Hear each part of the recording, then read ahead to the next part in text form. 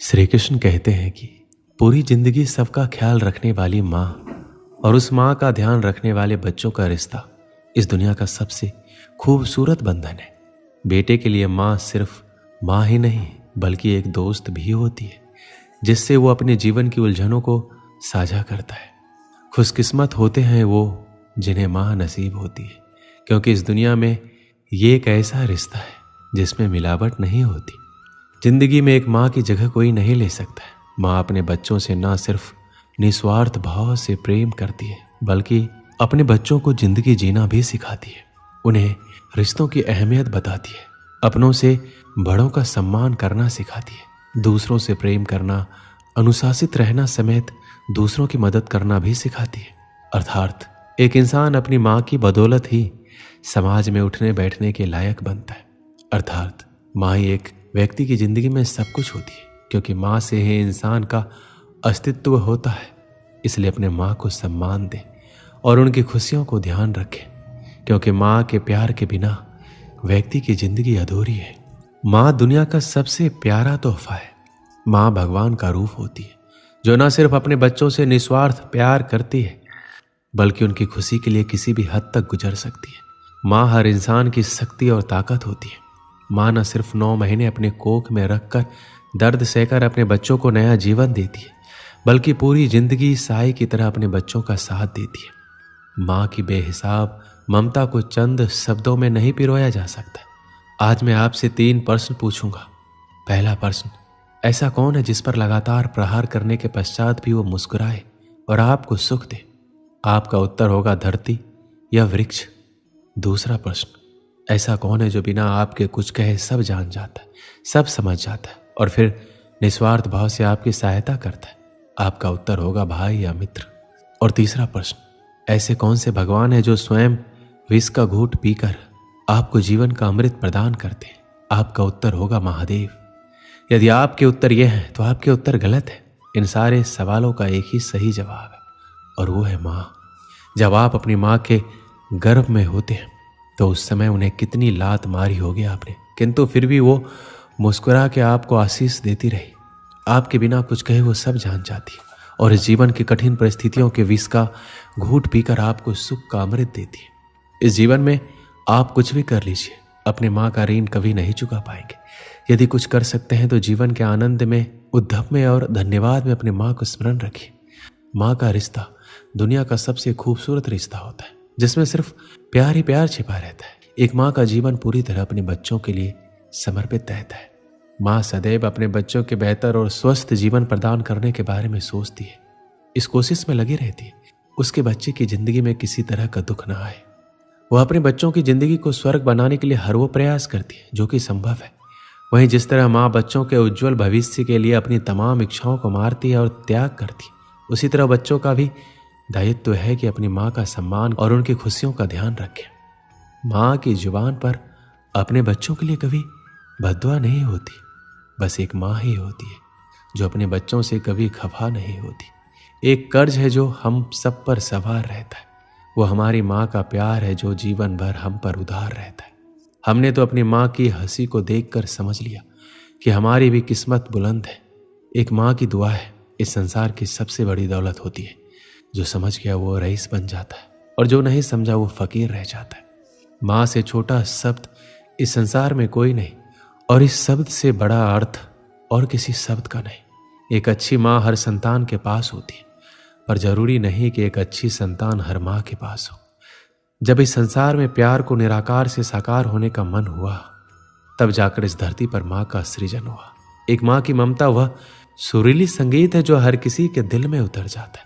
माँ चाहे कितनी भी अनपढ़ हो पर अपने बच्चों को जीवन के सबसे महत्वपूर्ण ज्ञान माँ से ही मिलते हैं। माँ चाहे कितनी भी अनपढ़ हो पर बच्चों को अपने जीवन का सबसे महत्वपूर्ण ज्ञान माँ से ही मिलते हैं। माँ अपने बच्चों के लिए त्याग और उनके लिए अपने प्यार की तुलना किसी से भी नहीं की जा सकती। हर बच्चे की पहली गुरु उसकी माँ ही होती है और माँ जो शिक्षा देती है वह जीवन भर उस बच्चे का साथ देती है। माँ वो होती है जो परिवार में किसी की भी जगह ले सकती है, पर पूरे परिवार में कोई नहीं होता जो एक माँ की जगह ले सके। जब एक रोटी के 4 टुकड़े होते हैं तो खाने वाले 5 लोग होते हैं, तो एक माँ ही होती है जो झट से कह देती है कि मुझे भूख नहीं है। इस संसार में सब चीज बिकाऊ है, सिर्फ माँ की ममता ही एक ऐसा आशीर्वाद है जिसे कोई बेच नहीं सकता। बहुत देखे हैं हमने जमाने में प्यार मोहब्बत में जान लुटाने वाले। कभी अपनी माँ से भी जाकर पूछना कि कितनी मुश्किलों से तुझे पाला है उसने, रातों में उठ उठ के। इस संसार में हर जगह ईश्वर का पहुंचना मुमकिन नहीं था, इसलिए उन्होंने माँ की रचना की। इस पूरे संसार में सिर्फ माँ ही एक ऐसी होती है जो किसी भी हाल में जान लेती है कि उसके बच्चों की आंखें सोने से लाल हुई है या रोने से। इस पूरे संसार में सिर्फ माँ बाप ही है जो अपने बच्चों से सच्चा प्यार करते और उन्हें सच्चा प्यार दे सकते। बाकी पूरा संसार सिर्फ दिखावा ही करता है। जरा समय निकाल कर अपनी माँ को देखकर मुस्कुरा भी लिया करो, क्या पता तुम्हारी किस्मत में तीर्थ जाना ही ना लिखा हो। इस संसार में सिर्फ एक माँ ही है जो उस चट्टान की तरह होती है जो अपने संतान पर आने वाले हर मुश्किल से पहले उससे टकराती है। माँ के हाथों में जादू है, जो सर पर हाथ फेरती है तो लगता है भगवान उतरकर सिर्फ मेरे लिए मेरे सिर पर हाथ फेर रहे हैं और मुझे आशीर्वाद देने आए। हमारे पूरे भारत देश में अलग अलग भाषाएं, अलग अलग लोग हैं, लेकिन सब अपनी जननी को माँ ही कहते। अलग अलग भाषा होने के बाद भी माँ को माँ ही पुकारा जाता है। हमारी माँ ही हमारे अस्तित्व का निर्माण करती है। हमारी माँ ही हमें एक आदर्श व्यक्ति बनाती है।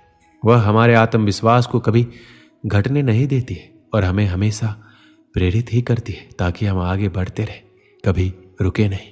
माँ हमारे जीवन की वो नींव है जिसकी वजह से हम मजबूत रहते हैं।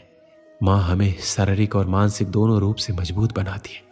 एक आदमी एक दुकान में नौकरी किया करता था। वह मेहनती था। काम के प्रति उसकी मेहनत और लगन देखकर उसका सेठ बड़ा खुश रहता था। वह आदमी भी उस दुकान की नौकरी से संतुष्ट था। एक दिन वह बिना बताए छुट्टी पर चला गया। सेठ उस दिन सोच में पड़ गया, क्योंकि ऐसा पहले कभी नहीं हुआ था। वह सोचने लगा, ऐसी क्या बात हो गई कि ये छुट्टी पर चला गया और मुझे बताया तक नहीं। कहीं उसे पैसों की तंगी तो नहीं रही होगी। यह विचार दिमाग में आते ही सेठ ने उसके पगार बढ़ाने का निर्णय ले लिया। अगले दिन वह आदमी वापस काम पर आया। सेठ ने उसे अपने पास बुलाया, उसे बताया, मैंने तुम्हारा वेतन बढ़ा दिया है। अगले महीने की 1 तारीख को उस आदमी को बढ़ी हुई पगार मिली। उसने पगार ली, लेकिन कोई प्रतिक्रिया नहीं दी। ना उसने सेठ को धन्यवाद दिया, ना ही वह बहुत खुश हुआ। बस रोज की तरह काम करता रहा। पगार बढ़ा देने के बाद सेठ निश्चित था कि अब वह आदमी और मेहनत से काम करेगा।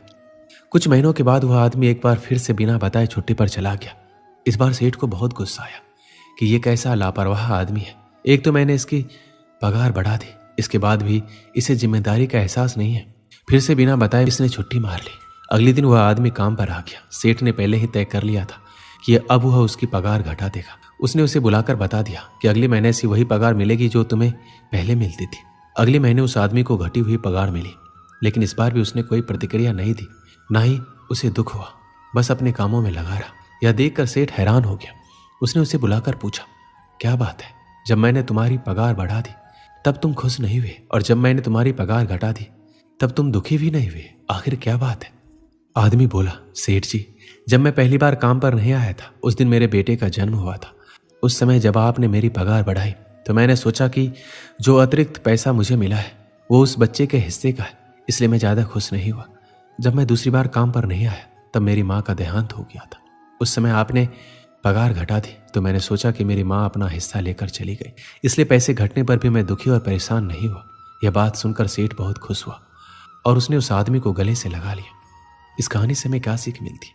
जिंदगी कभी एक सी नहीं रहती। उतार चढ़ाव तो जिंदगी का हिस्सा है। जब तक जिंदगी है अच्छा वक्त भी आएगा और बुरा वक्त भी, इसलिए वक्त चाहे जैसा भी हो उसे पार कर ले। जिंदगी के दबाव में आना बंद कर हर हाल में खुश रहना सीखे। दोस्तों, इस वीडियो में बस इतना है। मिलते हैं अगले वीडियो में। अपना ख्याल रखिएगा। जय श्री कृष्णा।